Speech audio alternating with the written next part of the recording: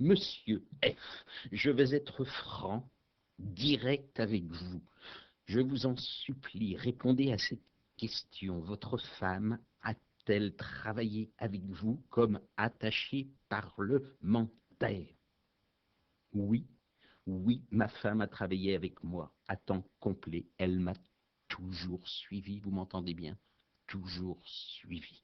C'est une femme exceptionnelle, remarquable, je la défendrai, je l'aime. Ceux qui s'en prennent à elle me trouveront en face. J'ai le cuir solide, vous savez, très solide.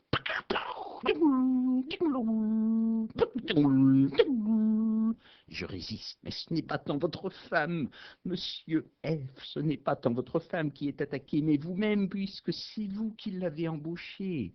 Le patron, le boss, c'est vous.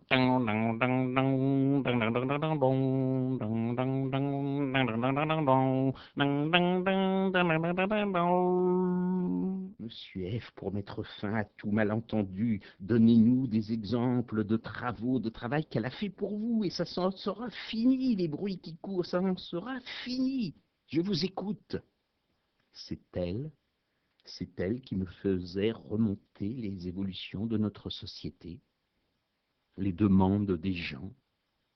Vous voulez dire, si quelqu'un vous sollicitait pour une faveur, un emploi, je ne sais quoi, il passait par elle. C'était son job. Oui, oui.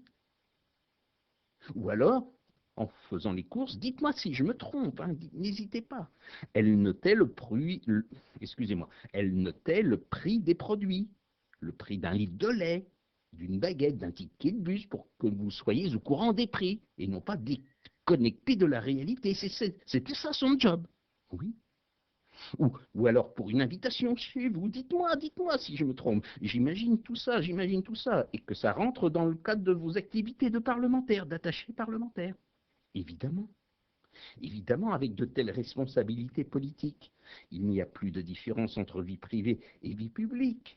Ding dong, ding dong, ding dong. Je vais ouvrir, chérie. Ah, mon cher ami, quel plaisir de vous recevoir ici. Comment vont les affaires?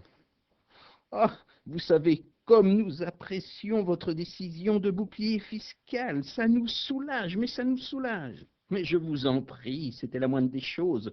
Qu'est-ce que je vous sers? Vous voyez, qu'aurait-on dit à mes invités reçus chez moi si je ne les avais pas reçus à la hauteur de ma position sociale, politique, chez moi au château? Tenez, faire un homard à l'armoricaine, ça ne s'improvise pas. Ou une omelette norvégienne, choisir un bon vin, ça coûte. Et en cela, alors, c'est ça, monsieur F, en cela, vous voulez dire que toutes les tâches de la vie quotidienne rentrent dans les fonctions d'un attaché parlementaire. C'est ça. Exactement. Comme lire la presse, c'est un travail de titan. Rendez-vous compte, elle lisait toutes sortes de revues. Figaro Madame, Habitat Magazine, Vogue, la presse régionale, nationale, étrangère. Vous vous rendez compte du boulot que ça représente? Tout ça pour me faire une synthèse.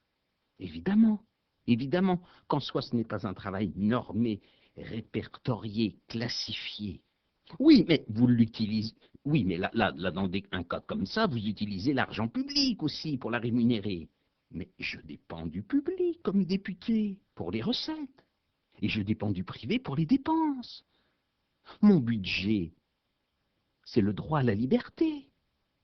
Faut pas confondre le représentant du peuple et l'entrepreneur, mais c'est deux mondes distincts. Oui, mais dans le cas présent, l'employeur se finance sur le dos de l'État, et 7 000 €, voire plus par mois, c'est quand même... je vais vous dire, écoutez-moi bien, il y a quelque chose de pourri dans la démocratie. Des coups en dessous de la ceinture. Je ne vous suis pas là, qu'est-ce que vous voulez dire par là? En démocratie, c'est la transparence. Et on voudrait faire croire le contraire aux citoyens, alors que tout est classé, budgétisé, numéroté par des textes réglementaires, et c'est à ce prix-là qu'on obtient la liberté du député. Je n'aurais jamais pu faire tourner la boutique sans ma femme à mes côtés. Je ne saurais pas où j'en suis maintenant. Elle me soutient, m'encourage, me bichonne. Oui, mais d'accord, mais on ne la voit pas, on ne la voit pas. C'est une femme discrète, j'y peux rien. Que dirait-on si je la forçais à se mettre en avant au devant de la scène? C'est une femme de l'ombre, c'est comme ça. Remarquez, à ce niveau de salaire, être dans l'ombre, j'avoue que ça plairait à plus d'un ou plus d'une. C'est pour ça qu'en 2013, j'ai choisi de cesser cette collaboration. Je sentais bien des convoitises. Là, je ne comprends plus. Vous nous avez démontré jusqu'à maintenant la nécessité de sa présence auprès de vous pour tenir le coup dans cette dure fonction et d'un seul coup, hein, c'est bien ce que vous dites, vous mettez fin à ses services. C'est brutal, elle n'a pas dû comprendre, la pauvre. Enfin, façon de parler. J'ai respecté les règles du droit du travail, du droit privé, préavis, lettre de licenciement, indemnité. J'ai respecté tout ça. Mais j'ai compris que les citoyens n'étaient plus comme avant. J'ai anticipé, j'ai voulu éviter toute mauvaise interprétation. On vit une drôle d'époque. Avant, c'était à la bonne franquette, pas de déclaration obligatoire des parlementaires, pas de justificatif, le bon temps. J'ai bien compris que les mentalités avaient changé. Donc, je résume, vous avez mis fin à son contrat. C'est entendu, mais il y a aussi l'affaire des 100 000 euros. Ce n'est pas rien, puisque le directeur de la maison d'édition dit qu'il ne l'a jamais vue. Vous vous rendez compte? Mais je vous l'ai dit, c'est une femme discrète, on ne la voit pas. C'est pour ça qu'elle est exceptionnelle. Vous n'imaginez pas à quel point elle souffre qu'on ne reconnaisse pas son travail. Pour une fois qu'une femme gagne bien sa vie, voilà ce que ça donne. Ça, on a bien compris, mais quand même, écoutez, vous vous rendez compte le but? S'il vous plaît, je vais vous dire, je vais vous faire une confidence. Je vais vous faire une confidence. Savez-vous qu'à l'âge de 26 ans, peu de gens le savent, je collais les affiches du parti dans le froid. Oui, en hiver, les mains gelées dans l'indifférence des braves gens. Le seau de colle à la main, dans la Sarthe. Ah, personne ne me plaignait à l'époque. Et on voudrait aujourd'hui qu'il n'y ait aucun retour sur investissement pour un tel engagement politique combatif. Mais il faut être naïf pour penser ça. Heureusement, les élus sont une grande famille, et j'y trouverai confort, compréhension. Bon nombre d'entre nous ont le même sens de la solidarité familiale au sein des chambres parlementaires. Enfin, écoutez, peut-être, mais enfin, ça démontre surtout un bel esprit corporatiste, comme dans quelques statuts professionnels.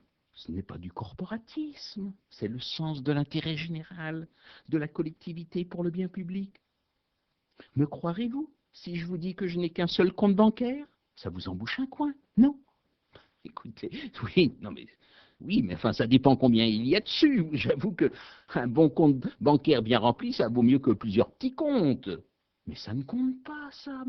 Mais ça ne compte pas. Ce qui compte, pour moi, c'est la France, les valeurs, la République, le sens du devoir, l'intérêt général.